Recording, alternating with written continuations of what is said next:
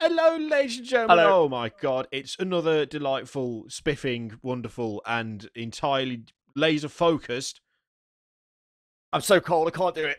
Oh god, it's uh, so cold. I'm icy cold, refrigerated episode of Hotfix. although it's kind of sunny outside, It's but really warm here. it It's genuinely quite warm. yeah. Like I had to shut the I I'm shut the window cold. and immediately I regret it. I want the window open, but I can't have it. As always, Hotfix is supported not only by the weather, but by you, the people. It is the people's show, so to speak. Not in a kind of, People's Democratic Republic of North Korea people, actual people. And you can I've always wanted support to it. go on holiday there, Apparently, it's but interesting. I've seen quite a I few bet it is. like posts from people who've been on holiday there, but it does look like creepy as hell because there's no one around anywhere ever. And that's the person I saw talking about it was on Reddit, and he said that there was a hotel with space for like 100 people, and it was just him by himself, just Oh in it dear. alone, which is like some sort of horror film nightmare scenario, It's like one of isn't them it? Eastern European like hostel films or something. Yeah, yeah. You are the only person in Christ. there apart from the murderer. But yeah, Yeah, I'm and his completely meat hooks. Didn't that wrestler Kane be in one of them films? Anyway, I Hotfix think he is did. Yeah. yeah, I'm sure he did. He had a meat hook. Hotfix is supported by men with meat hooks, and you, the people, you can support Hotfix by clicking on the Patreon linky up there. Someone asked me what I was doing when I did that, by the way, because they didn't know what that was.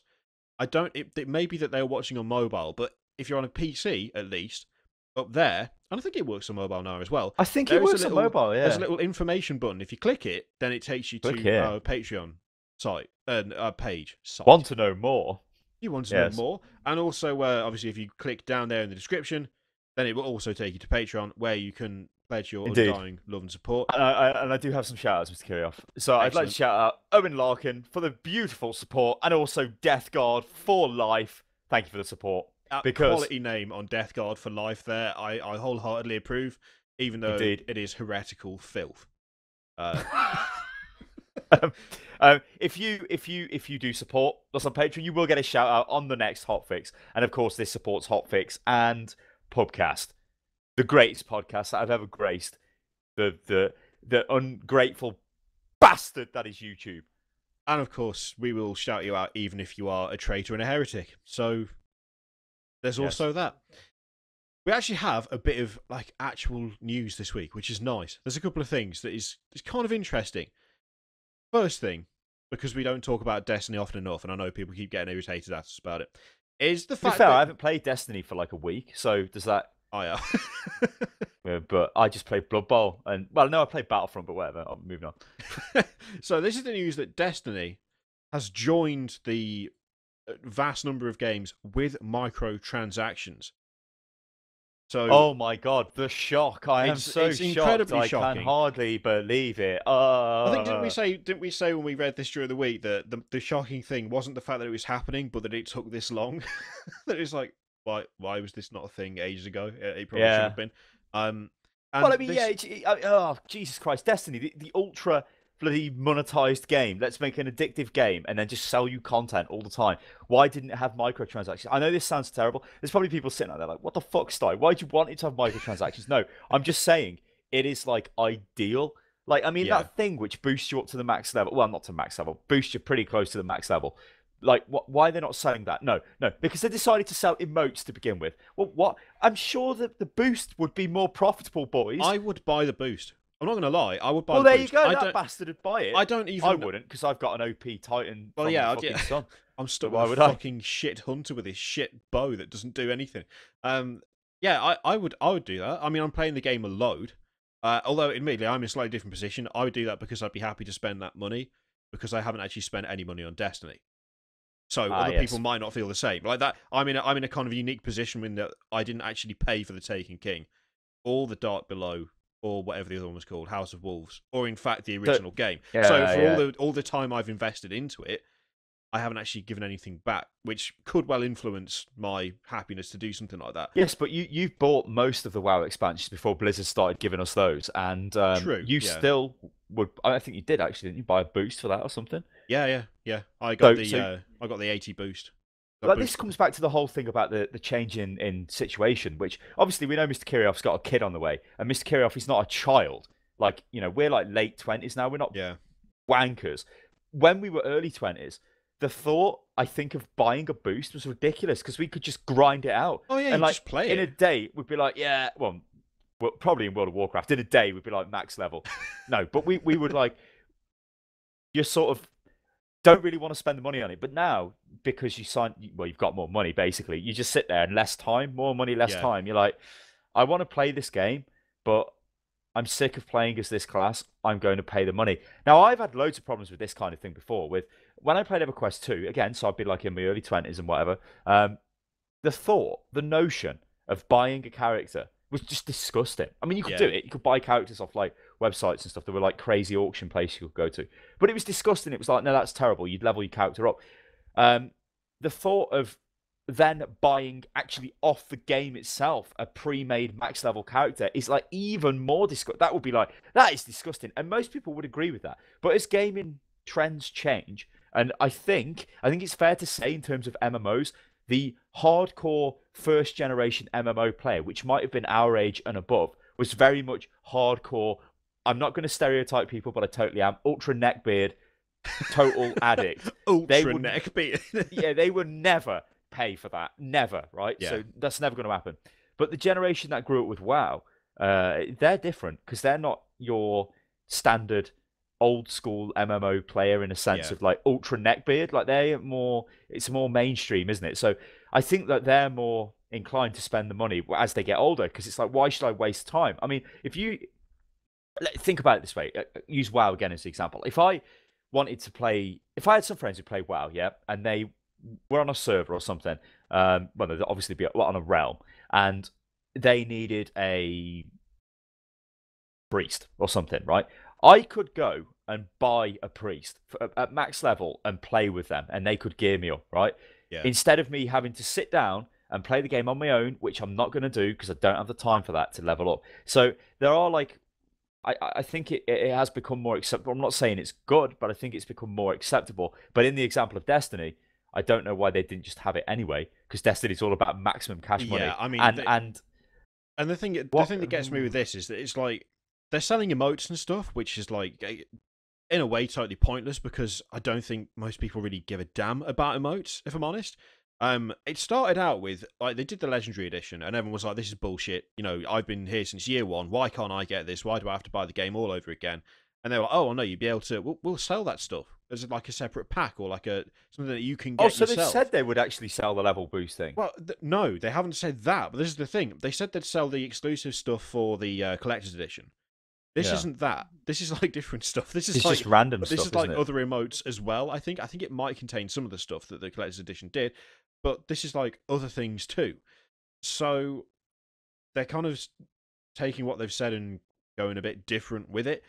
But the thing is, with Destiny, what they've said is that these kind of microtransactions, these kind of things that don't impact the game, and actually, I saw someone bitching about the fact that they probably would sell the level boost and how that does impact the game. And I was like, no, not No, really. How does that impact the game?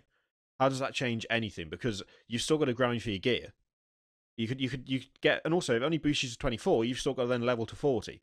So it really does nothing. 37. Yeah, oh, yeah, you're right. No, 40, isn't it? It is 40 before you start getting light levels. What, it was 37? Maybe I You're am wrong. thinking. I think you're thinking. It was it 2017? 20, I can't remember. But yeah, no, it is 40. But like that makes no difference because all you do in Destiny is you grind for gear unless you're playing the Crucible. Which makes no difference.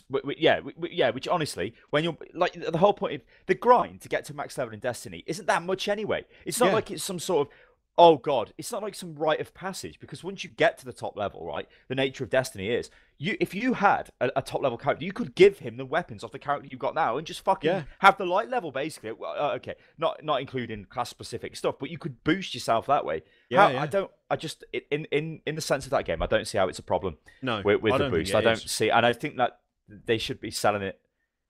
It sounds terrible for me to say this, but they should have already been selling it.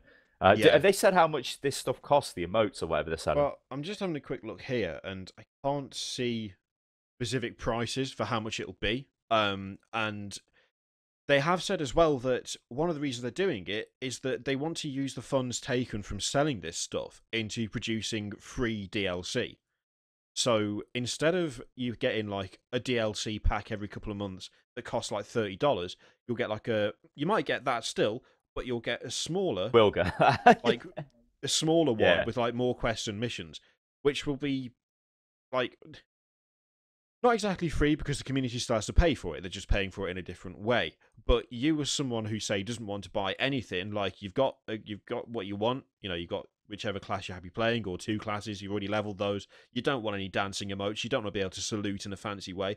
So you don't buy anything, but you still get access to the missions and quests that have been made as a result of other people buying this stuff. I'm okay. Honestly, I think at this point, shouting and screaming about DLC in like AAA $60 games and stuff, I think you're shouting into the void. And I think as long as it's cosmetic and it's a choice, it's not a case of if you don't buy this, you're not competitive. I mean, you can be you get different examples to this of this point, but it's like, yeah. There's no point bitching about it because of all the ways to implement microtransactions, which would you prefer? This method where they're selling stuff that has no impact on gameplay whatsoever. They're not selling weapons, they're not selling armor, they're not selling special abilities. They're selling dances and probably, I'd imagine very soon, the ability to get another character close to the max level, which you could do in a couple of days anyway, but has no bearing at all on things like well, anything. I mean, you can raid with whatever you like. There's going to be optimum setups, but the idea of not having game impacting equipment which you can buy is obviously the thing that you could never touch. I mean, look at PlanetSide 2, they did that and it screwed them over. Look at League of Legends, just cosmetic stuff. Look how much that, Dota, I know games like that. You have to stay cosmetic. You can't. You can push the boundary slightly. Blizzard did with WoW level boosts. Destiny will ultimately with their level boost, but they're not going to go beyond that. They're not going to be like, oh, you can buy this piece of equipment, which is the best in slot, or which is I don't think they would ever sell best in slot stuff, but stuff which is good enough to get you to a point of be able to like go on a raid or to do whatever in any game. That once you start doing that, it's a very dark path. But I've got to say that whether we like it or not, there are people out there who they do enjoy buying stuff like that. Yeah. You've only got to look at H1Z1. That was wildly successful with its microtransactions before they kind of stopped doing it with the airdrop.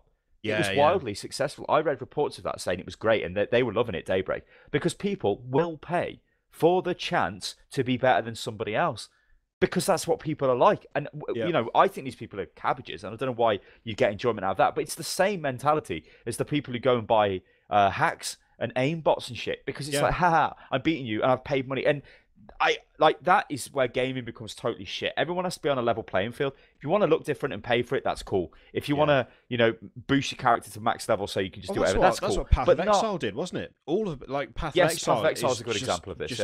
It's just cosmetic stuff, and I mean Diablo 3 has gone the same way. And I think it's in Japan and China and Korea and elsewhere. They've introduced microtransactions because they're not big into buying the game, but they are big into spending money on it, which is weird. I mean, I think WoW is actually going a bit off that track with the addition of the WoW token, where you can buy it and then sell I'm talking it on in the Asia. House.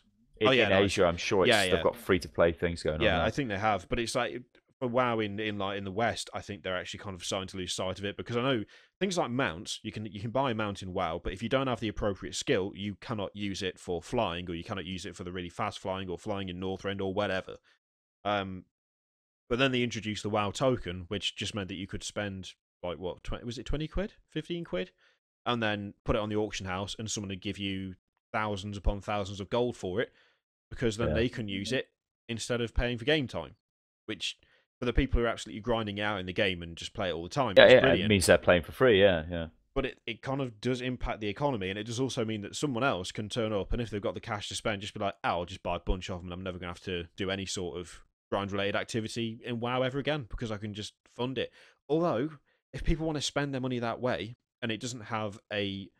Again, I mean, I say that, does that really have an effect on things like gameplay? I mean, what are you going to do with that money? You could buy yourself a decent set of gear off the auction house, which is still going to be replaced by raid gear. Or is still going to be replaced by specific PvP gear. That's the problem with that game itself, though. I mean, when, like, back in Wrath and God knows what, it actually had a proper functioning economy where you could become like an entrepreneur and make a shitload of money, and then you could play the game for free because you were clever with what you bought and sold on the auction house. Yeah. Now, because they destroyed it in Cataclysm, it's pointless. Like, you don't need to use any of that. So not Cataclysm, Warlord. So you don't need to do anything really. Yeah. The only thing you're spending money on is like what you said, like flying shit, or things that you need to buy, skills that you're buying, or whatever. You're not actually buying gear anymore. You're not becoming like the king of reagents because everyone's got or did have. So it's that economy. That game is bad, and I do agree that they've sort of screwed up a bit because the token is very much like Flex from EVE Online, where it's a way of rewarding people who play the game a shitload because you obviously want them playing the game, but it's also a way of selling gold inside your game without people having to go elsewhere. But the problem with WoW is, why do you need the gold? This is the thing. You only need the gold to buy the Plex. So it's this weird situation of you buy you only need the gold really for the WoW token. So that's the only reason you go and get the gold. But then people selling it are going to get low more. It's just weird. I don't know. It just seems weird to me. But yeah, in Destiny's example, I'm not shocked. I'm shocked that it's taken them this long to do it. Do I think it bothers me? Not really that much. I don't really care, to be fair. I think it's just inevitable with that game. And I think the way it's implemented is fair. I mean, if they come out and gone, we're now selling exotics for real money, that would be bullshit because those are weapons that require some effort to get. But then again, if they sold that stuff, I think that would actually be detrimental, not to the game as a game, but to the game as a money-making machine. Because the whole point is that you keep people addicted and keep people going for the drop and going for the loot and running the same things over and over again. And I know this because I've been doing it over the last few weeks. It's doing the same content over and over in the hope of getting something better out of it. If you then just give someone the better thing in exchange for money, they'll buy it. They'll then do the raid or whatever, and then they'll stop playing. Real Money Auction House. That's that was just, it's the same as that, isn't it? When they had that great idea, but you just don't have to do anything because you just get everything for free. Well, if you cough up the money. I think, like, I just want to go back to what you said about DLC and AAA games. I mean, and just throw Battlefront into this mess because Battlefront is a game which has minimal content and can clearly see what's going on with that game is the intent, and this happens a lot, the intentional non-inclusion of stuff which should be in the game to then sell a month down the line or 2 months down the line. And you can see that, like, Battlefield has a lot of this. It has Battlefield Premium, and it has, all these little, like, DLC packs come out which give you a different type of gameplay. Like, I think the recent one was, like, a night fight mode where everyone's got, like, fucking night vision or something. I remember Close Quarters coming out. I remember other kinds of things, like Armored Warfare was one. Or I think it was like a shitload of vehicles or something, like a big vehicle battle. And there's like all these other different ones that eventually came out, which you did have to pay for. And there's been tons throughout the life of Battlefield 3 and 4. I think we're going to see more with Battlefront. Sorry, you're probably going to see space combat come straight away. Then you're going to see other ones, and then other one, and it's just going to be a case of so much stuff. You're probably going to be paying $250 by the end of that game's. Well, by this time next year, if you bought the game and then. To keep competitive, well, not to keep. I guess it is to keep competitive, to keep on top of the experience of the game. Yeah, and also to actually keep playing it, because the big problem that the Battlefield games always have is they fracture the community because they release specific map packs and certain stuff, and if you don't have that thing, then you can't play it. You're fucked, yeah. But of course, all the hardcore fans, they immediately go out and buy it, and they're like, "Oh yeah, this is great." You come back after a couple of months break, and no one's playing the maps you used to play. No one's touching the game modes that you used to like because they've all pissed off and they're playing the new thing. And I mean, Battlefront's probably going to go exactly the same way. It'd be nice if it didn't. But I'd be very surprised if it didn't, because that's how they've got into the habit of making money, and it works. It does make them money. So see, that's the thing. Like, we moan about it fracturing the community, but it obviously still works. They don't care, so just keep doing it and doing it and doing it because they're turning effectively you're turning like a $60 or 50 quid or whatever game into this game which is worth 4 times as much over a year. It's almost like Destiny, really, isn't it? Let's be honest, for not much effort as well. Not much effort, really. I mean, for all that I'm enjoying Destiny, for all that I'm playing it, I'm never going to sit there and say, clearly, a shit ton of work goes into all the DLC and stuff, because it doesn't. Sorry, it just doesn't. I mean, when you look at the Taken King, it's a really fun expansion. I'm really enjoying it. But what did they actually do? They took existing models and they retextured them, and that's the new enemy. That's literally it. There is no unique. I mean, But no, I was going to say there are no unique models, and I was going to say, well, actually, if you look at Oryx, except not really, because it's Crota with wings. So it's even then, it's like it's still nothing new. The only thing they've really done is make the Dreadnought, and whilst the Dreadnought looks great, it's like that's everything else is recycled. It is. There's new lines, there's new cutscenes, but the enemies are recycled, the environments are recycled, even bits inside the Dreadnought are recycled from other bits. I mean, look at all the stuff with the what is it? Is it the Cabal? Big guys? Yeah, the big shields. Yeah, with the Legionnaires and the Centurions and stuff. There's an entire Cabal ship inside the Dreadnought, which is just using corridors taken from other Cabal ships. Even that is Yeah. like not really a new thing. But yeah, it's the only surprise this is taken as long as it has. I'd be surprised if we started seeing gear for sale because I think that would damage the actual model of the game itself. But stuff like emotes and things, and maybe shaders and whatever. If it's customizing the way your character looks, I don't have a problem with it, and I never have. Like Dota 2 does it perfectly. When you look at things like League of Legends, there's going to be a little bit dodgy with the way some of the new heroes turn out to be slightly OP when they come out. But it's mostly skins, it's mostly cosmetic items. If it doesn't affect the way the game plays, then don't really think people should get that up in arms about it because it's here to stay. And if it's being done in a non-intrusive, non-invasive way, where it's like, oh, that guy's got a stupid dance, as opposed to, oh, that guy's paid $50 for a gun, fine. Who cares? Like, who really cares? If you don't want to spend the money, don't spend it. It's not going to make any difference to your experience. So, well, the next thing we've got is I don't know what to make of this at all. This is the official reveal of Far Cry Primal, because we need a new Far Cry game every 2 years. And in fact, it has actually been every 2 years, it was pointed out. Far Cry 3 was 2012, Far Cry 4 was 2014, and Primal is going to be 2016. So they've got a 2-year turnaround on the Far Cry series. And Far Cry Primal is a little bit different to the last few. Just a little bit. Okay. So I'll just read this out. Ubisoft has finally lifted the lid on what this Far Cry Primal business is all about. It's a first-person shooter, in inverted commas, set in the Stone Age and scheduled for release in March 2016. And this is what the thingy says. Welcome to the Stone Age, a time of extreme danger and limitless adventure when giant mammoths and saber-toothed tigers ruled the earth and humanity ruled the earth ruled with an iron fist. Humanity was at the bottom of the food chain, the description at FarCryGame.com states. You will play as Takar, a seasoned hunter and the last surviving member of your group, because of course he is. You have one goal, survival in a world where you are the prey. Grow your tribe and hone your skills to lead your people, conquer the land of Oros, and become the apex predator.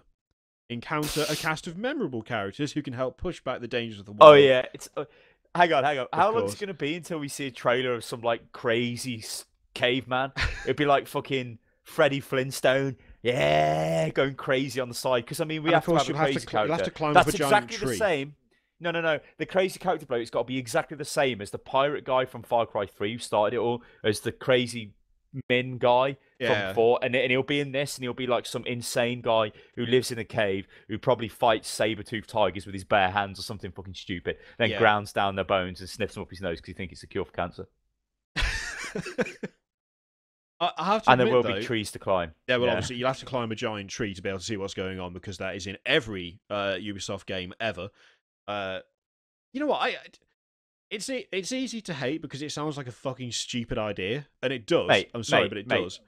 Mate, they've just looked at fucking survival games here, ain't they? Well, yeah. They've gone like Ark Survival Evolved. Fucking yeah. Okay, it's probably in development before, maybe, I don't know. But then they're like, oh, if there's a 2-year turnaround, there's got to be multiple games. There's got to be 2 developers under the umbrella, isn't there? Like going, one releases one, then 2 years later the other releases the other, and the first one has then been working on the next one. The thing is, it is clearly a rip off of the whole the survival game boom, where everyone is trying to release some sort of survival game. Except no one ever does, because they're always stuck eternally in early access. Although someone did point out to me that when I was hating on survival games last week, I asked for a single example of a survival game that has actually been released, and they did say that Don't Starve was actually released. But I'm gonna say that's fine, and congratulations to Don't Starve, because it is currently the only game who holds that particular award for me. But I wasn't really. How do I say this without sounding harsh? Far Cry. Don't Starve is not like a first person or third person kind of realistic esque simulator esque, Big high graphical multiplayer-esque. fidelity, big multiplayer It's you MMO can play it style. co-op. You can Yeah, don't starve together. I it's think. not Yeah, it's quite. not the same. It's not the same. It's Yeah. not. It's not quite on the same league as like DayZ No. or Ark Survival Evolved. That's obviously what they've gone for. But let's be honest, Far Cry is at the point where they could have just released Far Cry 4 again, or technically Far Cry 3 again, since that's all Far Cry 4 was. It was Far Cry Yeah. 3 and a bit. Hey, to be But fair, they're they are very close to Far Cry 2 as well. The problem with Far Cry 2 is it was very it was trying to be too serious. It wasn't as stupid because the first Yeah. Far Cry was you're on the crazy, tropical island, and then the second one was like we're in Africa, and I think you've got malaria. You have to keep like injecting yourself and whatever. And then the third one was like, let's just go back to Far Cry 1's crazy island system, and everybody was like, hey, this is pretty enjoyable, which it kind of was. Yeah. And then they just replicated that format in about 50 different other games. Assassin's Creed, fucking The Crew, God knows what. And then they're like, right, okay. They could have, couldn't they? They could have. I mean, Far Cry 4 was a piss take because Far Cry 4 was, like you said, Far Cry 3, but just in the Himalayas. And it was like, okay, what if you actually give us that's any different? And they're like, honey badger. There's a honey badger on the loose, and I'm thinking the honey badger's not native to the Himalayas. No, anyway, not. moving on. Yeah, I remember playing it. There were stupid moments where rhinos would like do stupid shit, and it was kind of funny. And you could it's get just attacked like, by whatever. eagles and stuff. It's like it was just because everyone was going eagle, eagle, and they've got like heavy machine guns and they're firing. they're and you're firing like, it. What? Eagles well known for randomly attacking human beings as well. Yes. Which is then again, I guess the whole thing is just massively over the top. But the thing is, they could have just gone on with it. They could have easily just done the same again, like maybe moved place again, go from the Himalayas to a desert somewhere. They could have just recycled everything, like what they do with Assassin's Creed, because it's still in that level of like success, isn't it? Really? Yeah. It's a really popular game. I'm actually I'm surprised and happy that they're going to try something a little bit different because let's face it, on the face of it, it's like, oh, it's just going to be Far Cry, but back in time. Yeah, but that also means a lot of the mechanics have got to fundamentally change. Far Cry is a first-person shooter. It's got guns everywhere. There are no guns. Like, what mechanic are you going to replace that with? Same thing with vehicles. Same things with like your crazy wingsuit and your parachutes and your zip lines. There is no such thing as any of that in the period in which Far Cry Primal is set. So they're going to have to do something to fill those gaps in the game with something else. Now, they could, and I'm suspecting what they'll actually do, is make it so that not only are you the last surviving person out of your tribe, but you're also some sort of savant genius who realizes that if you skin a saber-toothed tiger and then use elephant tusks to reinforce the skin, you can use it as a wing and jump off a mountain, because there's a very good chance that that's something that'll happen. Oh yes, it will. Because it's Far Cry. But I'm going to hold out a tiny, really small, only really small, I'm not stupid, amount of hope that they won't do what I'm expecting them to do and they'll actually try and make it different. Now, I don't think they will, honestly. I don't think they will. I think the biggest difference is going to be the setting and how they approach the fact that there's no guns in prehistoric whatever.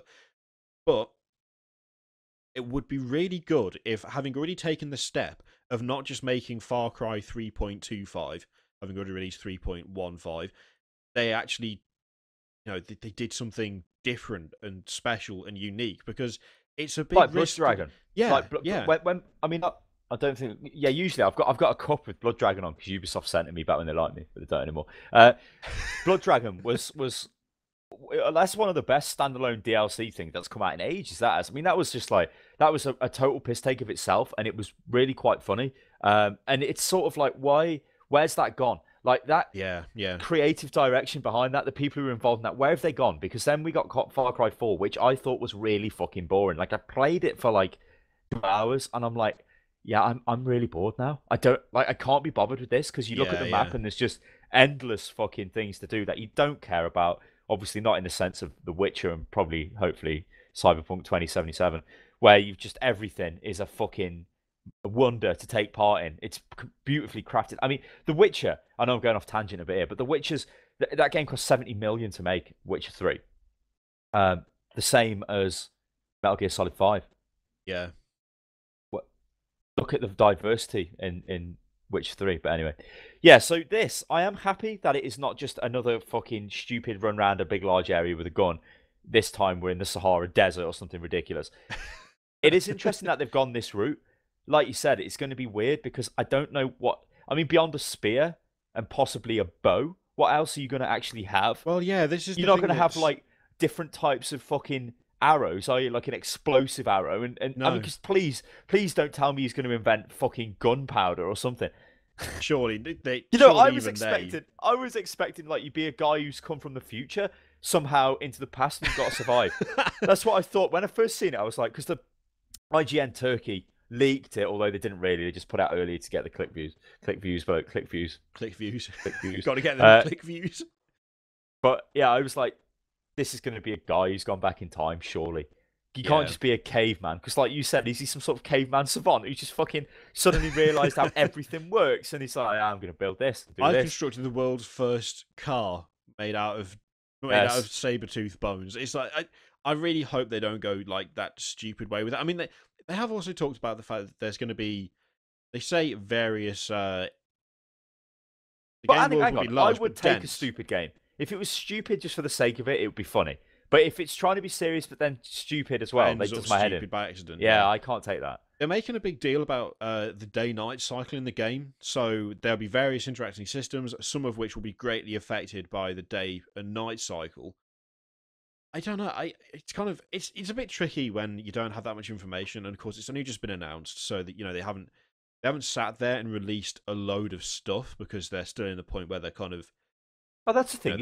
It says no dinosaurs. If they no dinosaurs. No dinosaurs. This is the other thing as well. That's weird. They could have just gone back and gone stupid. I mean, the thing is that obviously we didn't exist at the same time as dinosaurs, so that would kind of but that's why you go back in time. But that's why you go back in time. But they've kind of gone for that really weird period where you had all the crazy animals that weren't dinosaurs, but they weren't the nice animals we have now. The stupid. Imagine a saber-tooth, man. Imagine you. I mean, that thing must have looked aggressive as shit. Holy hell! I wonder why they died out. Poor bastards. This is, that's genuinely something I thought about before. Where it's like you see all these shows that, like the BBC did a huge run of them. They did like the Age of the Dinosaurs, and then the Age of the whatever's, and I think it was the Age of Beasts or something. They did, and there were all kinds of crazy animals. They were like half. Did they do the Age of Empires? Yeah. Just terrible. Like kind of half like lion, half deer, weird things. Like four-legged creatures that had feathers, all mental shit that looked like it was going to rip you open. And there's just none of them survived. How does something like a saber-tooth stop being the top of the food chain? Look at it. Especially when tigers are still around. I don't know. There's probably an evolutionary biologist sitting there going, "You fuck." I never studied it. I apologise. Yeah, I don't know. I'm looking forward to seeing more of this. I'm actually genuinely. I never studied it, but I'll be killing Charles Darwin in Assassin's Creed Unity. No, is it Unity? No, that's the wrong one, isn't it? It's Syndicate. Assassin's Creed Syndicate. Yeah. Great. Yeah, I'm looking forward to seeing more of this because it actually does look interesting. And Far Cry 4 did not look interesting in the slightest to me because it looked like Far Cry 3. The same old shit. And did you see the thing where you could complete the game at the start? Like that was kind of funny, where you could just sit there and do nothing, and he just walked in. Yeah, and actually wait for him, and then he comes back and he's like, "Yeah, you want it? Okay, here you go. I'll just you just do it and then leave." I quite like that, although again, the number of people who are like, "Oh, that's just really cheap." You weren't actually meant to do it. That's not the point of the game. The point they weren't expecting you to spend $60 and then sit there for like 15 minutes, literally, and wait for him to come back. It's just a little Easter egg. It's not. Yeah, this should be worth keeping an eye on. I'm hoping they don't go full idiot with it, but I wouldn't be surprised if they did. But, you can hope. Actually, we'll go on with more Ubisoft stuff because we'll cover both of the Ubisoft things. This is just a small thing, really, which is that, and it actually surprised me. Ubisoft has bought the Crew developer Ivory Tower. Now, The reason this surprises me is because. I'm not gonna lie. I thought the Crew was done by Ubisoft, not by an external studio. Yeah, and I did, because I thought it was just one of the Ubisoft studios that were making it. The way they were pushing it, like. And of course, the game is it is Ubisoft It's just got Ubisoft Drive your written all car up over that it. fucking tower. Yeah, you shit. got to go to radio towers and shit. Something that actually surprised me a lot when I read this article, and this is why I put it up here. Apparently, it's enjoyed over 3 million players worldwide. Now, for a game that big, the crew has not got that much attention. It really hasn't. Like, it came out, and then people were like, oh yeah, the crew's alright. And that's all I ever heard. I didn't hear anything more about it for months and months. Then I heard about the Crew Wild Run, which is the expansion, which again, I was just like, oh, okay, it's got an expansion. No big deal. 3 million players worldwide is not bad for a brand it's new always the game same, that though, is isn't like, you know, Isn't the crew free to download? I think it is. Yeah. So if I downloaded it, I'm classed as a player. That's probably what's going on there. And it's like, oh yeah, guys, it's a player. Yeah, true. That's the sort of shit you got to be careful with these when you get these figures coming out. Because from what I've seen of this game, and from it just is like it just is a nothing really. It just may as well not have existed. It was. I remember them when they were giving all the promotional shit about being able to drive across the US and all that shit. Fully fucking scaled bollocks. That was this game, wasn't it? The crew. Yes, and then it turned out the scale was like just fucked. 1 to 10 or something. What is it? Yeah. It was really small. It was wrong. Was like, it was drive totally to wrong. New York from Texas, and then you did, and it took 20 minutes. And I gather it takes considerably longer than that in the real world. I've never done it myself, but yeah, isn't it about like 4,000 miles? I don't know. It's probably considerable. But yeah, like I think with figures like that, you've always got to be careful, especially when it's a game like this, because we can tell there's nothing about this. There's no buzz out there. There's not like, I mean, okay, with Destiny was also kind of like this, where I guess the circles we moved in, the news we read wasn't really Destiny centric, but you could still tell there was a big population of Destiny players, because you've only got to look at things like dedicated YouTube channels to Destiny, or Destiny subreddits or things like that, or you can see there is a big community behind it. The crew has got none of that, so and if there is a crew dedicated channel out there, good luck to you. Yeah, bad decision. I don't know. I just think, I thought they owned them, so the fact that they own them now is pretty funky. They've obviously got some plans for whatever they've done. Maybe they're going to start beefing up. They'll probably just make another car game or something. Yeah, probably. Honestly, that's probably how that's going to go. The other thing, I'm not sure what to think about this. So, CD Projekt Red has been talking about Cyberpunk 2077 again. Yeah, 20. Yeah. For some reason, I always want to say 277. I always miss out the zero. And they'd be with the fucking. No, I was going to say they'd be the guy from Far Cry, but I'm thinking no, because 277 would be, in fact, thousands and thousands of years after the fucking Neolithic period, or whatever the fuck the Far Cry games. Right.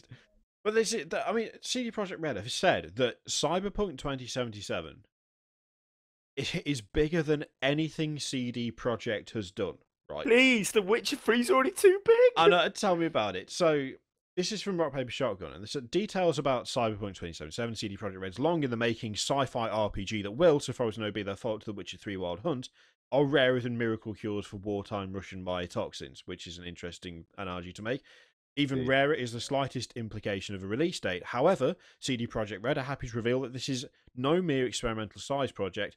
We're really stepping into the unknown in terms of complexity and size.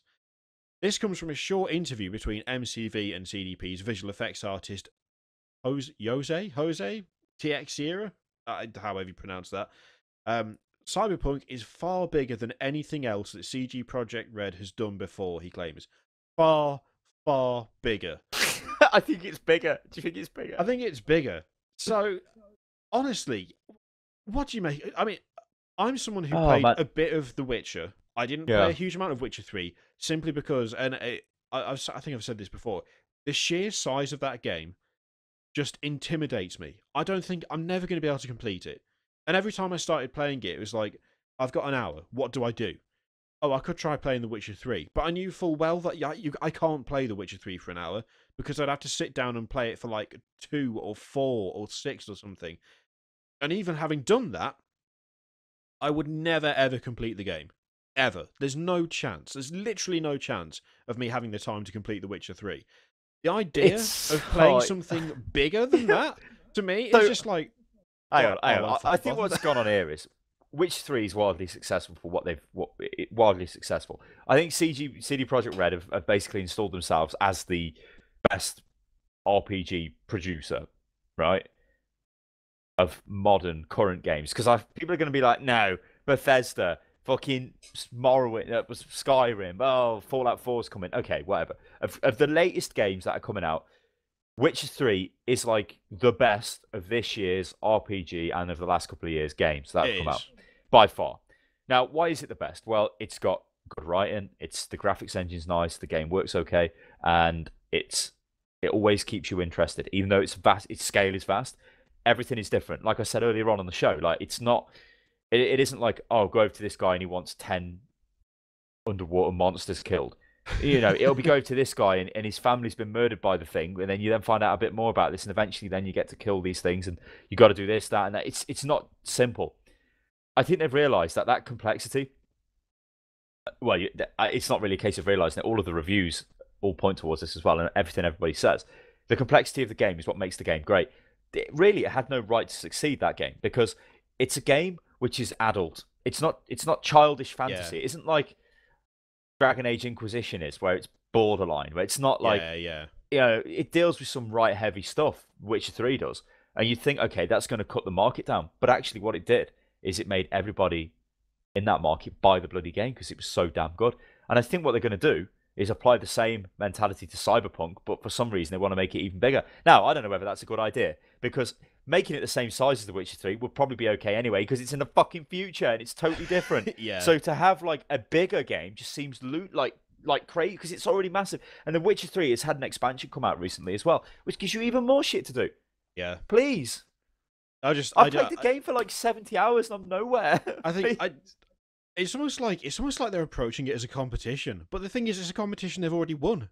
Nobody can compete with them. That's the thing, right? They've already got the biggest game. They're based in Poland. They're based in Poland, right? So labor costs must be less, right? So it means they can do more with their money. Now, who the hell can even compete with them? They've already trashed the efforts from EA and everybody else recently. Trashed them into oblivion. Nobody can touch them. So now they're just like, let's just go crazier. And it's like, well, okay.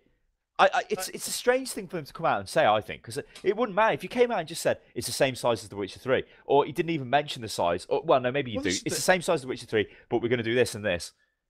This is what's worrying me a bit, because it's all about how complex and big it is. I don't play games for their complex and bigness. That's not what draws me to a game. I don't look at something and go, well, I'm afraid unless it's as complicated as The Witcher 3 and at least the same size, I'm out. No one who does that. No one does that. You might look for like value in terms of how long you're going to play it for. Yeah, I think a lot of people do. But I think once you've gone past you've played it for 150 hours and you're still only 10% of the way through, I think at that point, the whole argument becomes a bit irrelevant. It doesn't really matter, because you've had your value for money a million times over. Going, oh, this is even bigger. It's even bigger. To me, that doesn't suggest to me that this is going to be like the best game ever. It suggests it's going to be the biggest game ever. And I already can't play a really big game enough to complete it. So the idea of playing a bigger game, for me, is like, well, I mean, great. I'm going to play it for maybe a week, and then I'll be like, oh, I'm 1% in. Great. If I didn't do what I did do for a living, I would be loving it. The fact that it's massive, because I would have played The Witcher 3 completely. But I'm not even. It just takes too much time for me to. I'm not even sure that I would still do that. I'm honestly not sure I'd still do that. I think. I don't know. It's weird, because I really. I can get into a single player game though. Like, I could really get into that and really play it like crazy. And like I said, I could have played The Witcher 3 easily. Easily, yeah. Found everything out about it and just done whatever. But well, I mean, the problem is I can't just play The Witcher 3 all the time, because then I'm not doing anything else. Yeah. But if like, you know, I had a job or whatever in the day, and my relaxation period was to play games, it would be to play The Witcher. Because for me right now, I don't have a gaming relaxation period. Like, I might be working on stuff in the day, but if I stream later on, that's my relaxation period. But I can't just stream anything. I can't be, oh, well, I want to play The Witcher 3 today, because nobody cares, you know. And also, I'd like to play Blood Bowl anyway, because I'm addicted to the game. But you see what I'm saying? Yeah. So there are, like, I get like in this weird situation where it would be nice to go back and play that game, but I know I couldn't sit down and play it for a week, because it'd be detrimental to what I'm doing on the stream. if I did that. I think I've got to the point now where if I'm going to have a story-driven game, I'd prefer it to be a shorter game but a better story. I'm not saying The Witcher 3's got bad story. That's not what I'm saying. But no matter where I go in The Witcher 3, something new happens and I'm locked in for ages. Yeah, and it's a totally different and it's story. Like, yeah, I just don't have. I think the drive to keep going and going and going and going and going. It's like for something that's that intensive, I kind of need like short bursts, but I don't get that from The Witcher. And if this is going to be even bigger and more complicated and all that, I don't know. If anything, it just puts me off a little bit, which in a way is unfair because they're obviously not doing it as a kind. I don't think they're doing it as a kind of, oh yeah, check out how great this is. no, it's just like we're making a massive game because we made a massive game and it was awesome. That's what it's going to be even bigger. Yeah, which is fine. I know there's going to be a lot of people who can be really excited, but it does just concern me that it's like it's something that I will never be able to get into, which would be a shame because I already couldn't get into The Witcher 3, even though I know it's great and I thoroughly enjoyed what I I've played. spoke to other people who are in this situation as well, and they'll say things to me like, "I've got Witcher, I've got Witcher 2, and I've got Witcher 3, and I haven't played them, but I really want to play them." And I'm like, "Okay," and I'll be like, "I want to play them in order from 1, 2 to 3," and I say, "Well, you don't have to really play 1." And also 1, I think by today's standards is a bit archaic. It's still playable. Don't get me wrong, but it's like you can tell it's old. The polish 2, isn't there, is it? Yeah, 2's still very playable, and 3, like okay, playing 2 will help you understand what's going on in 3, but it's not totally needed because 3 still explains to you who is what. But you will miss out on those moments where it's like, that's the guy from the other game, or that's the that they might be talking about Temeria in Witcher 3. Well, Temeria doesn't exist because it got destroyed in Witcher 2, so you wouldn't know that. So you'd be like, well, why is this guy? What's the deal with the Temerian rebel? What's this guy about? But because you played Witcher 2. But to sit down and play all of the games is a bit of an ask. I mean, even talking about Witcher 2 and Witcher 3. Witcher 2 was an on-rails story-driven experience, which isn't that long, right? You'd probably enjoy that if you played it. It is enjoyable, but when they came out and said Witcher 3 is going to be open world, I was like, whoa, doesn't sound right, because The Witcher is like an on-rails almost. I say on rails in the sense if you go to an area, you can decide what you want to do in the area yourself, but you're in that area until you get to the next area. Witcher 3 is just like, do what the fuck you like, go wherever you like. And I'm like, how the hell can that work? But they did make it work, and it's like, wow, you want these, you literally want that company making that type of game forever. That's what you want, and nobody will be better than them because they'll just make one, and it will be better than the next one, better than the next one, better. That's what I'm hoping. The thing. I mean, no matter where you go in The Witcher 3, you actually get something for it, which is, I think, where a lot of games go wrong with open world. Yeah. It's like open world doesn't mean open world with nothing to do. It should mean that you come across, new stories and new people and new situations, and you're not just sat there like, well, this little village that's got no one in it is great. Instead, it should be, oh, this is like an actual place. I think bigger can be better, but they'd have to do something. They'd have to scale up Witcher 3, basically, to a massive extent to achieve what they're saying. The amount of money they've made off Witcher 3, I think, has allowed them to inject money into their other projects. That's why it's got bigger. And in one way, that's good, because it means they're reinvesting back into the product. They're not just like, oh, we've made a load of profit, just do the same thing again. They're sort of like, let's make it better. Because, you know how EA and the rest of them go? It's like, well, yeah, this is good, just do it again and again and again. And then you end up with The Sims 50 or whatever's coming out. It is interesting, though, that they did decide to focus on that for a little bit of like a PR release, let's say. Yeah, it's almost like, do you remember how great this game was? This one's going to be even better. But the thing is, they've actually got the grounds to say it, so it's not like some companies where it's like, oh, do you remember this? And everyone goes, yeah, it was all right. Well, I mean, you imagine if EA comes out and they're like, Dragon Age Spanish Inquisition's coming out. I don't know why it's called that, but there you go. It's bigger than The Witcher 3. If they said that, you'd be like, right, yeah. You know what I mean? Yeah. Well, there's also been something that I'd never thought would happen. Something that's made me almost excited for No Man's Sky. Like, genuinely. Oh, Lord. I didn't think this would happen, but it has. So, this is really good. No Man's Sky was on the... Is it Colbert or Colbert? I've heard it pronounced both ways before. Either way, American shows. Chat show host. Stephen Colbert or Colbert, I depending think on how he used to do the thing on Comedy Central, then he got promoted. or something. I don't know how this works, but he moved to the Late Show. Is this the Late Show or something, or the Yes, it is something the Late show? Show. Something which is like a big deal in America. I've never watched it, so I have no idea what it's all about. It's an American show with an American guy in it, but he's quite famous and people seem to like it. I think it's one of their biggest shows in the country or something. But Sean Because Murray, PewDiePie was on it, wasn't he? yeah, he was, yeah. Sean Murray from Hello Games was on the Daily Show talking to Stephen Colbert about No Man's Sky. Now, I'm going to put a link in the description so you can go and watch it if you haven't already. It's actually quite good, the video. Yeah, I've watched it a couple of times, and I really like this because it's. Do you remember a little while ago? There was his name. Was it Kimmel or Fallon? Jimmy Kimmel. Yeah, made the fucking dickhead comments. Yeah, made the stupid comment about, why would you watch people play games when you play them yourself? Which I still maintain is the shittest argument for anything ever. Why watch a football match when you could play? For Manchester United yourself. Why watch his show when you can make your own show? Exactly. What the fuck does it even mean? It's stupid. This is like the absolute opposite of that. And I actually thought that Sean Murray, even though I don't think he's, a practiced public speaker. Yeah, he's really awkward, but at least he's sort of... But he did a very good job kind of holding his own. The thing that I really liked about this was... You could tell that he was like, oh, okay. He realised the presenter was getting into it, and he's like, oh, I'm not getting asked stupid, dickhead questions here. Like a generic presenter would ask. Yeah, if you're looking for kind of in-depth information on No Man's Sky, then in a way there's no point watching it because it's not aimed at that audience. Like, watching it, you kind of... As you start out, you'd be kind of thinking, oh, they're going to reveal anything special. They're not there to do that because... The audience that is sitting there on the Late Show or tuning into the Late Show is not the same audience that is already excited about No Man's Sky. That's just there's a distinct divide between the two.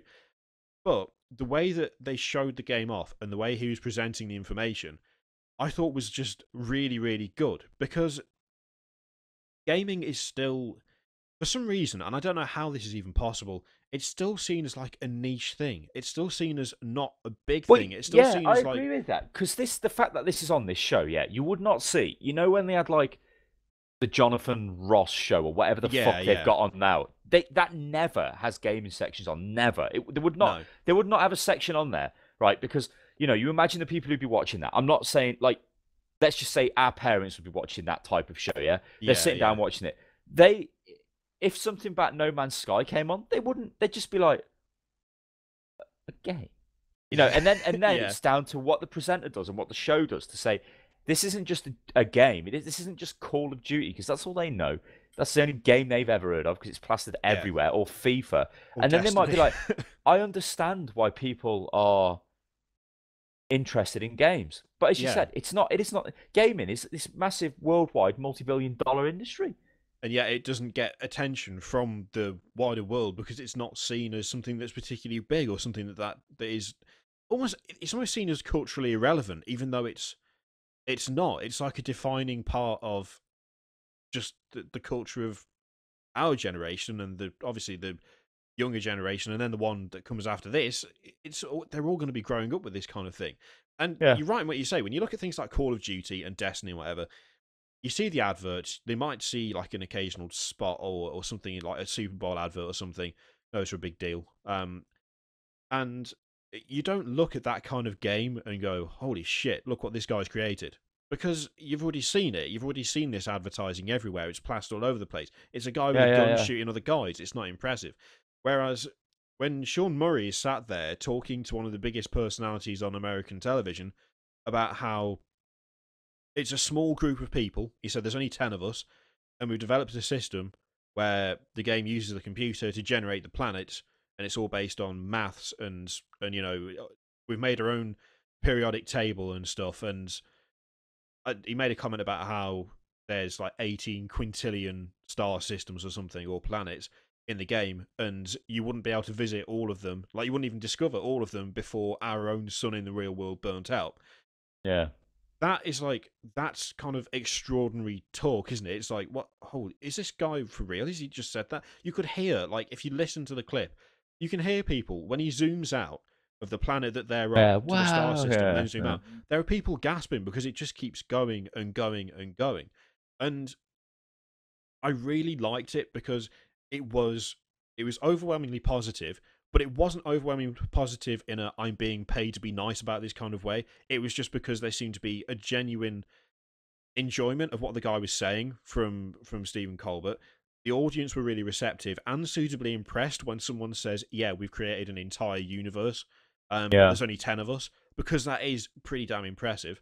And You see, the thing is, No Man's Sky. You know, we have and kind of got our reservations about it. But when you look at it, it is a game which could bridge this gap, and the fact that it's been marketed like this is kind of clever now because yeah, that there to American adults, right? Let's say like 50+ Americans who don't necessarily play games. But I can tell you now that if my dad seen No Man's Sky like that, he would be like, "This looks interesting," because all gaming is to him is people killing each other, and he yeah, don't care for that. yeah. Like that is like, wow, that looks interesting. You know, I could. Like he would play that. He'd be shit at it, but he'd be interested in sort of looking at it, you know, and sort of almost seeing what it's all about. And I like the fact that it is on this show because it means that gap is attempted to be. They're trying to bridge that gap there, and also the way it's been done is not just a terrible. Like, because Yeah. No Man's Sky was always shown as this thing where it was never like a complete thing. Like in this video, it shows you in space, it shows you a bit of destruction in space, flies through an asteroid, doesn't he? Yeah. Lands on the planet, shows you tagging animals, like to say, "Oh, I've discovered this animal because the planet's just been generated," and whatever. You know, which given the scale of it, everybody's going to have a planet that they're going to find themselves and God knows what. He then finds bigger animals, does whatever. Then he eventually names a planet, then he names the system after himself, then he flies away. And it's like, that's like, I think they're just trying to show off what you're going to do in the game. Yeah. Because Yeah. you've got this problem, haven't you, where what do people want out of this game? With Sony like really bigging it up, it's like, well, what are we going to get? Like, we know it's just going to be a game about exploration and maybe there'll be some combat. Well, there will be some combat, but not a lot. Or it doesn't look like there's going to be shitloads of combat. But to a gamer who plays Call of Duty, that might be really boring because he wants action all the time. Yeah. So Yeah. for that audience, that's why it was always weird that Sony were pushing this so hard because you've got games like Destiny, like fucking Call of Duty, which totally own the PS4. Why would you really push this? Because it's a different game, isn't it? Yeah. But I think that's going to be the biggest strength, and that's why I actually really like the fact that it was on it, and why in a way I got caught up with the audience. I think it was like the way it was presented and the way they were talking about it. It was very honest and it was very simple, and there wasn't any technical information, and there wasn't any kind of, "Oh well, you know, we spent years on the prototype for this, that, or the other."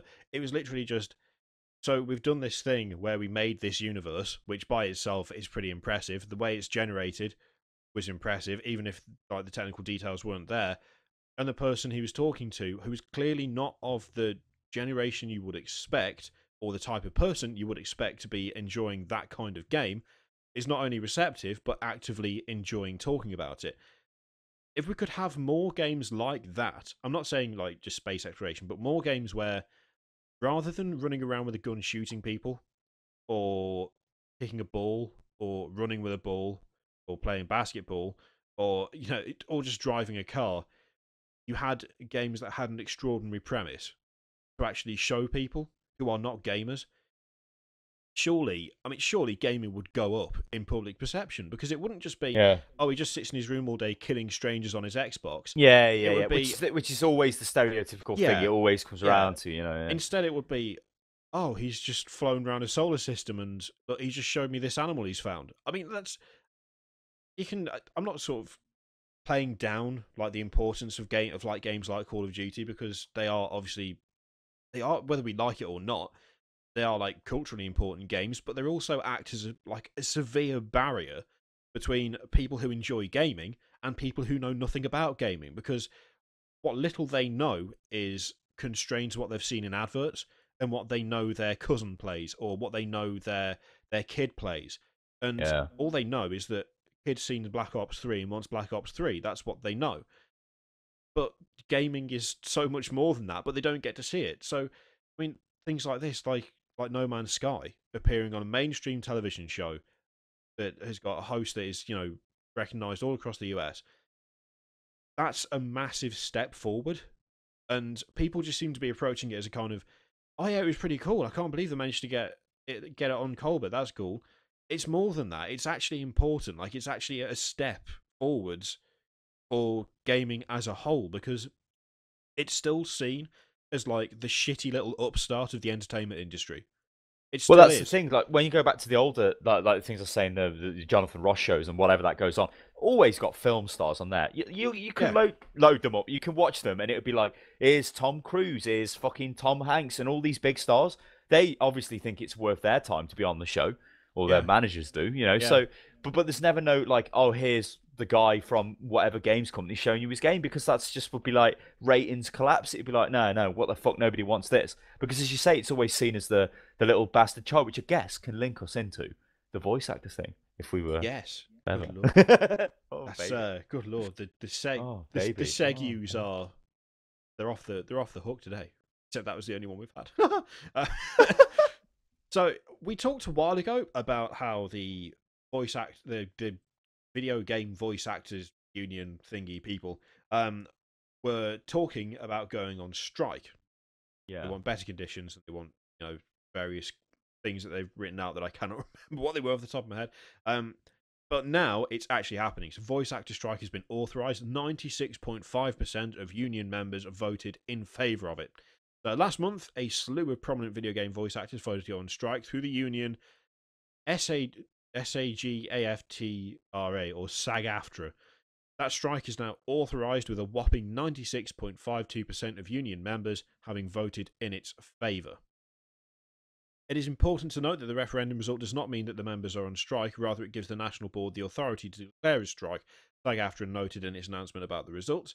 It sounds like that's going to happen unless various publishers can work something out with the Toronto. Yeah.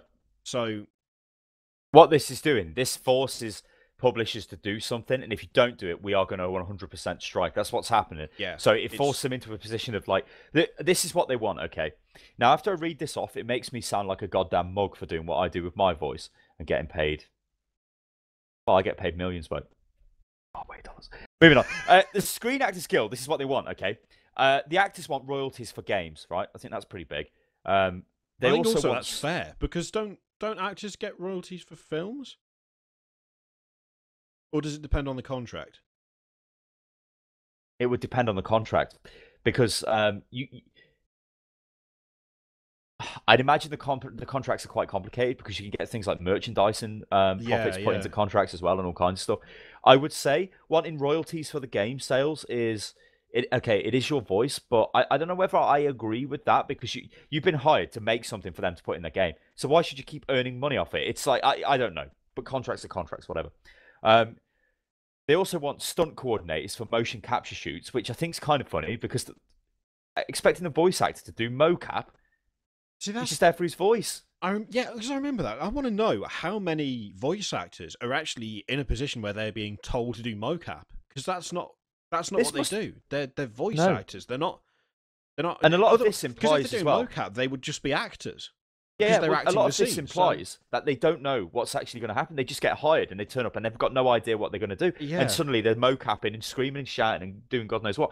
Like, they also want stunt pay for vocally stressful recording sessions as well, which we did go into, like screaming and shouting, if you're doing Call of Duty work or whatever. What, shouting that you're going to fuck someone's mum? Yeah. What it says, actors who have complained that sessions for games such as Call of Duty, which require a lot of vocally stressful sessions, often go on for hours and hours. And the union has called for such sessions to be limited to a maximum of 2 hours, and actors need to receive danger pay for doing it. Yeah. And the union also wants actors to be given more information on what roles they are auditioning for and what they will be required to do. After reports that voice actors would also be asked to perform motion capture work as well, which I think. So if you're a voice actor, hang on. I think if you are, no, I want to stand up, but I'll be off the webcam. Ladies and gentlemen, welcome to the show. Well, you need to mocap that movement on the character, don't you? Yeah. As it doesn't look natural. So to get a voice and then to mocap somebody doing that, I think that's where I don't think they're like running and jumping. They might be, but that just seems. See, if they're asking for stunt coordinators, the implication there is that they're not just doing the kind of in the booth kind of gesticulating kind of thing, but they're actually being asked to like, say you've got like a running scene and you're doing your run across the corridor or whatever, and you're trying to talk at the same time. I mean, are they having to do that? Because I'm pretty surely that's not in their remit. That's not their problem. If No, a they're company just a says, voice, aren't they? we'd like Yeah. you to do the voice of Billy Bob, the hunter man. So eerie lines. Oh, by the way, if you could run around the room at the same time and chuck this spear, that'd be great. Surely you'd be able to just go, no. Show me where in this thing I answered. Where does it say on there? On that, was it that maybe line? this is No? a massive problem that we didn't know about, and where voice actors are just treated like absolute shit when they turn up to these studios, and they hate doing game stuff unless you fucking what's his name, North man, and God North. knows what. Yeah. I mean, can you imagine how difficult it was for Nolan North to do the motion capture for the ghost? he had to screw himself up into a little ball, and then they had to hang him from the ceiling on a rail so he could float around. Then they had like a crane moving around. Yeah. Like a wrecking ball. Jesus Christ. I don't know. Look, listen. What this makes me feel like, because there are a whole there's a load of shit out. If you're speaking on television or broadcast, you get taught how to speak. Yeah. Not just like pronunciation and things like that, but how to your voice in good condition. Now, I do not have that training. No, Mr. Kirioth doesn't. So we talk. I mean, this might sound ludicrous to people as well, because everyone can talk, everyone can speak, right? But we just speak how we do speak in real life anyway. But for like today, for example, is pretty heavy for me. So I've done 18 minutes of audio for a video on Battlefront, but I had to re-record sections of that, and it's not like monotone. It's like, you really have to like blah blah blah blah emphasize points. So okay, there's that. I've sat down right now an hour and 30 minutes of the Skype call we've been in, which isn't the length of the duration because we were messing around at the start, but we're still talking. Then we're talking on this. Then I'm going to do the same again. So that's going to be like gone over 3 hours for Pubcast because we do that after that. Then I'm going to stream for like 4 hours, and I've got to also record a video with somebody else as well. Like that is like, if you go to a voice actors forum and say I'm doing this with my voice, they would just be like, you're a retard. Go away. Yeah. And you're like, yeah, but this is that's the deal. I'm not saying don't feel sorry for me, but like feel sorry for me. I'm just saying there is an art to it, and I can understand how. Like, I suppose it's like another weird example would be if you were using heavy machinery that made a lot of noise, and you didn't use ear defenders, but somebody did. Yeah. Your ear defenders are protecting you. But that guy over there doesn't have to use ear defenders, right? But the fact he's not using them, it is damaging his ears. And it's kind of the same, I think, for us with voice. We're using our voice a shitload. Is this going to mean, like, in the future, we're just going to, like, have wrecked voices? Or we're going to be susceptible to, like, laryngitis all the time? I already got told once that the doctor thought I had that, but he wasn't sure. But he said it's very raw.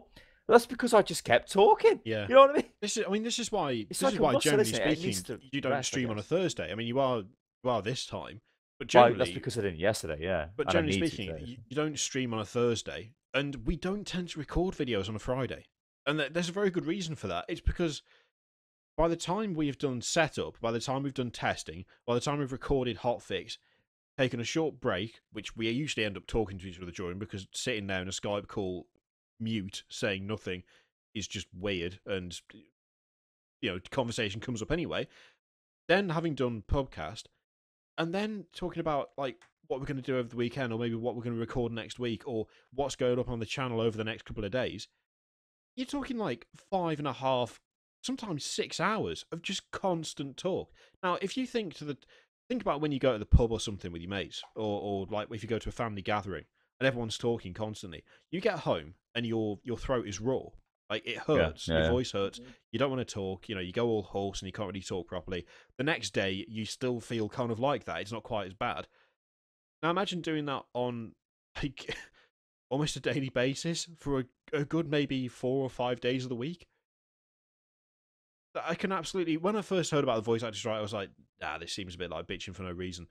Really, though, I mean, when you look at it, when you consider it, when you look at what they're being asked to do, and then when I actually thought about, like, when I stream Rocksmith, or when Sty streams anything that he streams, or like on Monday I recorded, I think it was 8 episodes of Chaos Rising. Yeah. After doing stuff like that, you'll feel. By the time I stopped, I was like, well, I had to stop, because I literally, by the time I finished the last one, I was considering maybe doing another one because I was just enjoying myself doing it, and I cleared my throat, and then my voice disappeared. Literally, it just stopped. It didn't work. It was like I went. Oh, well, that's enough of that then. I'm gone. That's done. a preview of Kiri on his deathbed. Do it again. Like, I've come to see you, bloke. I've come to see you. It's the last word of wisdom. You're 89 years old, and no, we're in the future, bloke. You're 125 years old, but your time's come.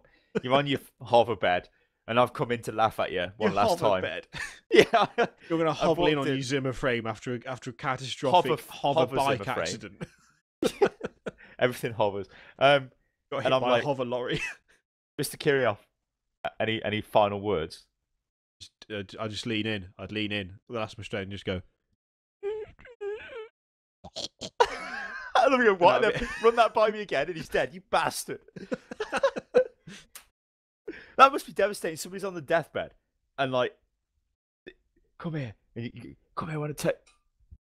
I'd do it as a joke. I would. I'd be like, come here. Come closer. You hear all these stories of people who are like. They just went out the way they wanted to, where they lean in and they're like, I hid the money in the, and then they go. I would absolutely do that. There's £1 million buried. That'll be it. I'd just be gone. But probably by the time you're 125, £1 million quid will be like a tenner. Granddad's a right wanker. No, Granddad's will. You've got to find his will, but he's left you a series of cryptic clues that all lead up to the final moment when he's on his deathbed and he's going to give you a special code, and he's like, "Oh, no, wait for the code. The code is you bastard, Granddad." But by then, you won't remember that you're going to do it. So, Grandad, what's the special code? And you just go, what? What code? Who are you? He's got no idea. I should stop doing that voice. That's hurting my throat. I was going to say, that's going to make things worse.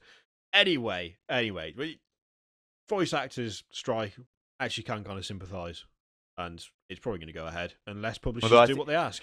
Which I think I was overly harsh on them last week. Cause I was like, what the fuck? Because I was expecting, like, in my head, I had it down like this, where you apply for a job, you get the job, and the job is like, it tells you what the job is, but from what they're saying is you don't actually know what the job's going to be. But if the job was like, you're going to have to do a series of screams for dead guys in Call of Duty, you turn up and you go, and then you moan about voice damage. It's like, but you knew that was going to happen. What the hell are you talking about? That's what I thought. But if it really is a case of you turning up and you don't know what's going on, and then they're almost forcing you to do that, and then run around in mocap and do God knows what, then I can understand why they would be pissed. And with such a high rate that people have voted there to allow strike action to go forward, if it needs to be, it's obviously a big problem. There's something's going on. Yeah. Well, onto. Can you remember this game, bloke? Bethesda has concerns about Battlecry. Now, one of the biggest concerns is that I couldn't remember what the hell Overwatch Battlecry is was. the biggest concern, isn't it? So, Bethesda has issued a statement to Progress Bar, which has been verified by Eurogamer, that reveals it has concerns about the game. Here's the statement. We have concerns about the Battlecry game and whether it is meeting the objectives we have for it. We are evaluating what improvements the game needs to meet our quality standards. The studio remains busy during this process on multiple projects. So, based on this statement, the best case scenario for Battlecry is Bethesda is working out how to save it. The worst case is the company will decide to cut its losses and cancel the game. Now, obviously, not sure what that means yet. If you can't remember what Battlecry is, what I'll do is I'll quickly play this trailer. I'll leave it windowed and there's no sound just in case, because, you know, it's basically kind of an Overwatch kind of Team Fortress 2 style well, game. that's what's happened, isn't it? Overwatch it's been Overwatch, like a lot of these other games have been Overwatched, and they must have, because I know Blizzard are secretive of what's going on, and they were quite secretive with Overwatch and whatever. I doubt other people knew what was going on, and you can imagine these companies, because there's a ton of them. I mean, Cliff, what's her face from Epic Games is making one as well, and Battle. Yeah, they've all got fucking battle, haven't they? You know, so there's a ton of them coming out, and then suddenly it was like, here's Blizzard's new game. Oh, it's a fucking Team Fortress 2-esque multiplayer shooter. And you're like, oh shit, the big daddy's turned up with all the money and is going to Yeah. fucking wreck our shit. And I think that's The what's thing happening. is, though, These companies, Battlecry looked suitably different because the others are mostly ranged yeah, based. Battlecry didn't look like any of them really. It looked like a kind of mix of kind of it's like old a style melee armor with a little bit fest of kind of. sci-fi Yeah, kind of thrown in. And you've got bows and arrows and massive swords and hammers and all this kind of thing. And I kind of, in a way, I'm a little bit disappointed because of all the ones that have kind of been announced and are coming out. When I looked at Battlecry again, admittedly I'd forgotten what it was because we've heard so little till now. I was kind of like, oh, actually, that doesn't look too bad. But do you think it is just down to everyone's getting shut out? Is that what it is? Basically, everyone's just getting shut out because I Overwatch think is such a big deal. It's like, yeah, have they got to make it sufficiently different? But I'm the just thing looking at is, Battlecry's website and I'm seeing things like E3 recaps and like stupid esports wannabe things that yeah, they're trying to yeah, do. You know, when you see a game and you see the marketing's gone so terribly wrong, and you know that when they throw a Twitch stream out for this, they're getting 10 viewers if they're lucky, kind of thing. I yeah, think yeah, Grey Goo did the same sort of thing recently, which is dead weird. But yeah, you look at it and it's like you can see they had probably good intentions and they did look at the market and probably thought, hey, look, Team Fortress 2 is pretty good, but it's pretty old. We could make a newer, modern take on this. But 5 other companies were also thinking this along with Blizzard at that time. And yeah. then when certain companies make game announcements, you I get still think that's ruined. weird. I still don't Tis, ain't it? understand how you can have that particular trend in gaming spread across several companies who have apparently been developing these games for ages, Yeah. but in such a short space of time.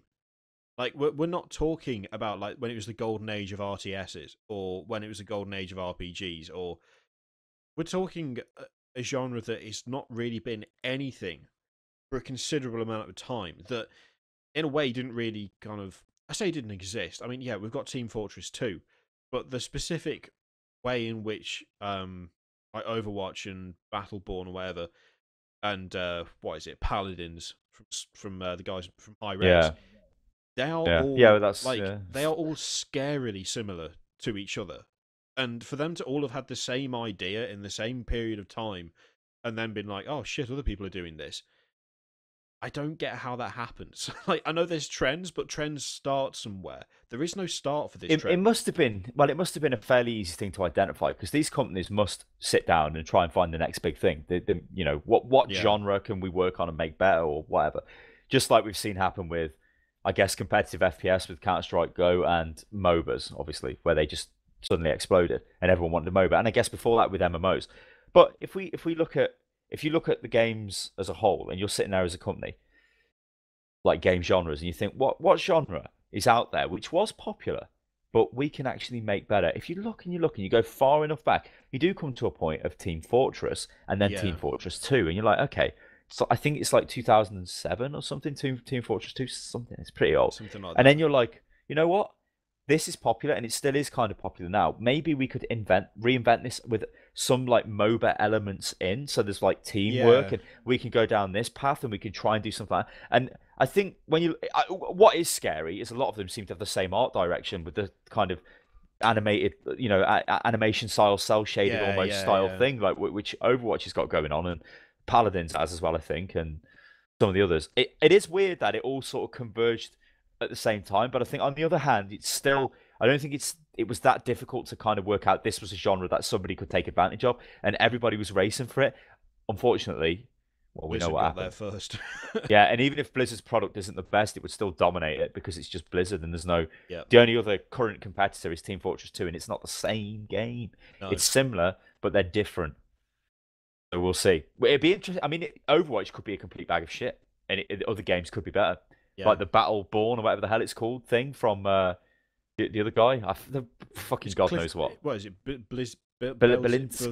I can Blazinski. I never can never say. pronounce his name, but yeah. Yeah, I mean, I kind of Battlecry did look. It's just so forgettable. I think that's part of the problem. At least interesting and a bit different from the others, but Bethesda have not had a problem with shutting something down before. They quite like Blizzard in the respect that if something isn't going to work and they can't make it what it should be, they'll can it. And honestly, with the kind of competition that Battlecry is going to be going up against, and with the difficulty it's having now, you could quite easily see them decide to go, well, it's not going to Lawbreakers, make that's it what it's back. called. His I'm game's just called gonna, Lawbreakers. yeah. We're just gonna cut you loose and put you Yeah. on to work on something else. I, Which, I think, yeah, I think at this point you've got to look around at the competition and you've got to think they're going to know what the state of their product is. And if their product isn't good enough or it's not far enough along in development compared to what other companies have been releasing, because I guess they can kind of gauge from their public stuff, they might think, you know what, guys, we're going to go into a market here which is just going to be, we're going to have to spend a load more to support the game, and it's very unlikely we're going to make the money back because we know we can't get out the door first because of other production problems, blah, blah, blah. So I think the best thing to do is to can the game, or if you can maybe radically change it to something else if they've got, or what they tend to do, I think, is they may have probably made a load of art assets or something, just turn that into a different game, use them on a different product or something, instead of, because I mean, it's not a total waste if you stop production. You've still got something that you've made which you could potentially use on other stuff, but yeah, it's just a financial decision, I think. yeah. Well, the last story that we've got today is it's Apple. It's Apple. Oh god. Apple is removing games from people's purchase history. They cannot be reclaimed until they're back on the App Store. So Apple is removing games from people's purchase history once they're removed from the App Store. Previously, folks were still able to re-download apps even if they'd been removed from sale. An Apple representative told Pocket Gamer if developers remove their apps from the store, they cannot be re-downloaded until the app has been resubmitted to the App Store. Until then, games like The Walking Dead, Ghost Trick, and Bioshock can't be reclaimed by people who have purchased them. So Eurogamer have asked Apple for comment, and other developers had their stuff taken down. I'm not surprised by this, but I am surprised that things like The Walking Dead and Bioshock have disappeared from the store, and I'm really wondering why have they come down? Yeah. And why have they changed that now? Oh, no, I know why. You know what? I think I know why. You know, mobile platforms, they have updates quite regular to the operating systems, yeah. And I think some of them, when they change the way the game runs, because there's different models, yeah. Yeah. Something called Metal, I think, and something else is the graphics engine on newer iPhones. My iPhone, it doesn't have that. My iPad Air doesn't have that. They have different like rendering engines or whatever on them. I think when they put the budget down to make like Bioshock, yeah, which wasn't very good. I'll have you know, I tried it. It was fucking shit. Walking Dead's probably all right because it would work on a touchscreen. So let's just say Walking Dead. Okay, decent product, works well, but only works well on iPad Air, iPhone 5. But then iPad Air 2 comes out, and the iPhone 6 comes out. Different rendering. God knows what going on. So updates coming out on all devices and. Yeah, and there becomes a point where it isn't worth constantly updating the game, like having to, because they're complex games, aren't they? They're not just like crossy fucking road bird or whatever, which works on everything. I think that might be what's going on, because they make the game, throw it out, and that's fine, and the game will just be there until whatever update that's brought in by Apple or Android fucking breaks it to the point of like, well, we can't be bothered to fix it. That's why it gets removed. Then they just ditch it, and if you paid for it, tough luck. Tough shit, yeah. I think that's probably what's going on. Yeah, with these games sense. anyway. I mean, I don't agree with this as a whole. It's stupid. Apple should let you download it. Because, I mean, you could just jailbreak your iPad and just fucking install whatever you want onto it anyway. I mean, obviously, they don't want you jailbreaking your iPad, but you can. And it's as it says in the article, you back up your iTunes library, then you're still going to have it. So if you back up your device to iTunes, you're still going to have the app on your computer or your Mac or whatever, and you'll be able to put it back onto the iPhone anyway, or the iPad. So, in a way, it's just kind of making it more difficult for people. The thing is, I don't like the fact that you can't re-download it. But then again, I guess part of the reason they're doing it is if it's removed from the App Store and you can't re-download it, it's almost like there's no trace of it. People can't complain about something that is not accessible. They can't say that something's broken that they are not able to get. So Apple are big on that, though, aren't they? They don't want things available that will break stuff or that doesn't work, because generic Apple customer just thinks it'll work because well, they don't even think nothing's not going to work.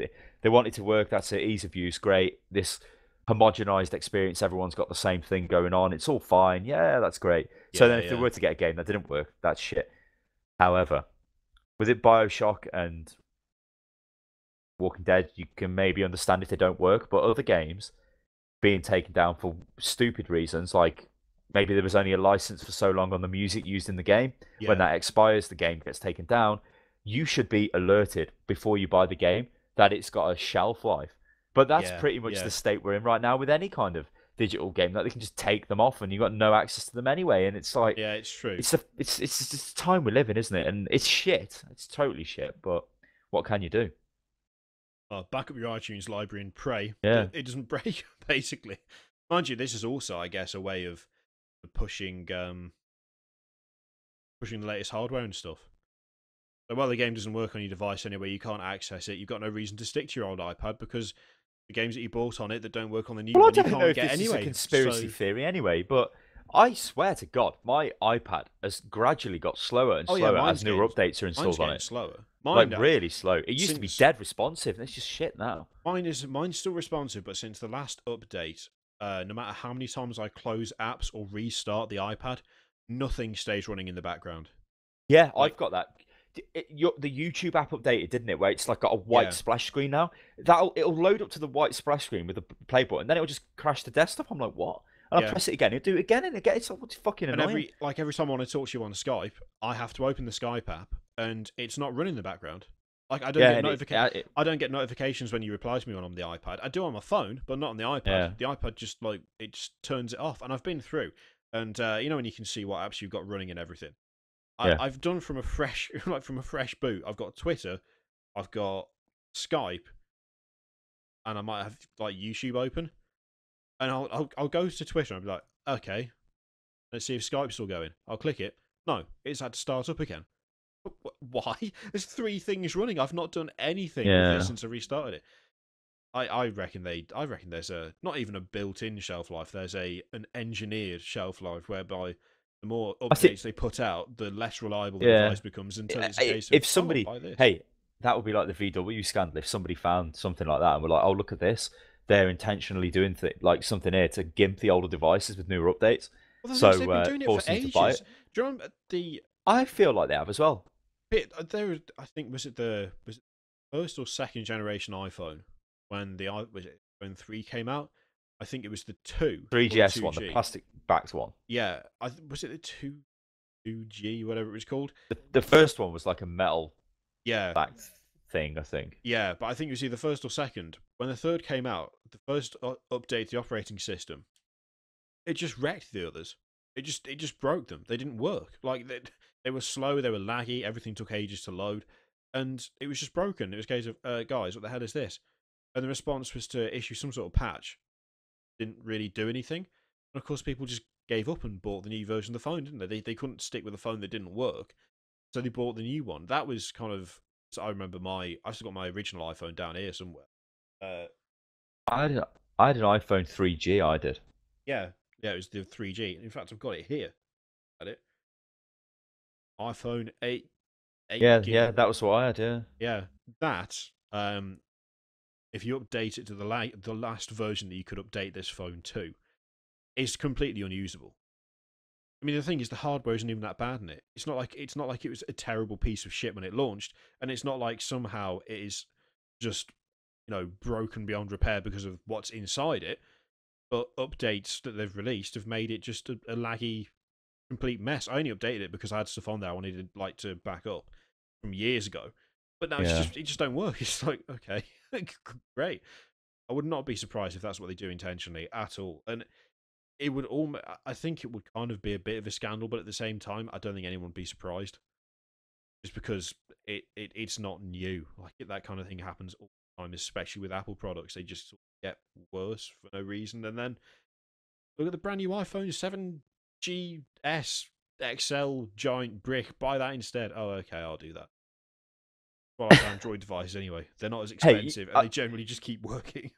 I quite like the look of that Microsoft Surface tablet computer laptop thing. That looks pretty good. It's better than the fucking stupid iPad Pro for $1 billion. It's like that big. Just a massive iPad. It's like, what? Sounds like an A3 piece of paper. Brilliant. I can't use Apple Mac shit. Like, I can use iPhone and iPad because I'm just using the apps, but I cannot operate a Mac computer. No, sir. It's only got one button on it. That's disgusting to me. I just can't have it, bloke. Why would you even do that? And also, you can't replace any of the stuff inside it. It's all just, isn't it all in a little tower now? There's like a little it looks like a bin. You get a bin and a monitor. Oh, that's a Mac Pro thing. Yeah, the bin. Yeah. But even just the normal one, they're just in a monitor, eh? There, you can't Yeah. open them. I You don't, can. I don't want They've just got a them. monitor They've got them or a bin. screws. They've got them screws, them like crazy screws that you need a crazy thing to open with. But I've probably got, because of all the repairs I've done on the fucking Don't the components cost a iPhones. ton as well, though? Surely they do. Surely there's an insane No, markup. because it's just a fucking. Well, a modern Mac now is just a bloody Intel computer, basically. Oh, yeah, There's true. no like Mac shit in. Like iPads and iPhones are different. They've got like their fancy processing and whatever. But the desktop ones have just got like i5s and i7s in them. There's no like shit in it. There you go. Just an Right. i5 in a bin. That's all it is. Such a shit design. That is it for this week's hotfix, ladies and gentlemen. I don't believe there'll be a hotfix next week unless anything changes. Unless somehow people crawl out of the woodwork and actually accept invitations to come on the show, which so far no one will. But we are working on that. We are trying to work out a plan of action for making that happen. People are Perennial awkward. problem. They're just like they just ain't around. Well, look at the Blood Bowl leagues specifically when I want to do stuff. So yeah. problem. That's the problem. Yeah, look at the Blood Bowl thing I'm in. I mean, as of this right now, nobody's played any of the games, and it's like, why? Because everybody's always got some reason. You know, it's like, well, I've got to do this. Sorry. Yeah, like, well, okay, fair enough. There most likely won't be a hotfix next week or a pubcast next week because I'm taking the last holiday that my wife and I will take together by ourselves for the next 18 years or something. Oh yeah, no, hang on. I was having a discussion with Kiri. Apparently, when his child reaches the age of 18, that's it. It's gone. He'll just wake up that morning. You give him a birthday. No, it's a girl, isn't it? Yeah. Yeah, she'll wake up that morning. She'll open the door. There'll be a cake. And then there'll just be another door opening downstairs with a suitcase. And that'll be it. Yeah. That seems rather harsh. Enough time has passed. Get the fuck out. Enough time has passed. You have drained my funds for the last 18 years. You should drain them no more. But what happens if she's like a pop star bloke and worth millions? Can she stay there? Yeah, that's fine. Oh my god, here we go. Parent of the year. But yeah, we'll be back in 2 weeks' time with hotfix. Come back on Saturday for the podcast. If you want to support us, which would be amazing, as always, like I said before, click it up there. If you can see it, which I don't know whether some people can or not, or click it down there. It's always down there at the very least. And of course, if you support us between now and the next hotfix, then you get a delightful shout out. And there's like 2 weeks, so I expect to see a massive list of people. I mean, we're skipping a week here, so it should be. What should happen is that not this week but next week, start a hotfix. I'll do the intro, and then Style hold up like an old timey scroll, and inscribed upon it will be like 100 names that he's got to read all the way down. Like like I've got the Magna Carta or something. Just bust it out. Yeah. I expect to see that. So only you can make that happen. So don't disappoint us. Also, remember, if you don't, then it means I won't be able to feed my kid. So that's a complete lie. But it will still be good. Anyway, come back on Saturday for the podcast, and we will see you whatever you do for the next hotfix. Whatever you do.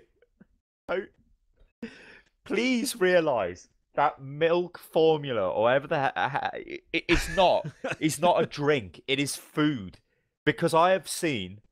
I mean, like I've seen massively fat babies. Yeah, right? yeah. There is one that I met the other day, and it was funny. And I was going, hello. And it was like, it was 5 months old, but it was insanely big.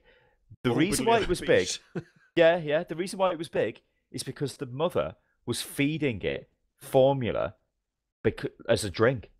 It's food. It's bloody food. It's food. You don't keep feeding it. But it won't drink water. It won't drink. No, because it's getting food all the time. It wants food. I mean, god damn it, man. Right.